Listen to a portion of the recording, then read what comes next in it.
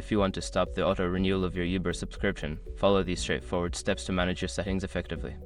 Step 1. Open the Uber app. Launch the Uber app on your smartphone. Make sure you are logged into the account associated with the subscription you want to cancel. Step 2. Access your account settings. Tap on the menu icon, usually located in the top left corner of the app. From the menu, select Account to access your account settings. Step 3. Go to your subscriptions. Within the account settings, look for the subscriptions option. This section will display all active subscriptions linked to your account. Step 4. Select the subscription to cancel. Find the specific subscription you wish to stop from auto-renewing. Tap on it to view more details and options related to that subscription. Step 5. Cancel auto-renewal. Look for the option to cancel or turn off auto-renewal. Follow the prompts to confirm your decision.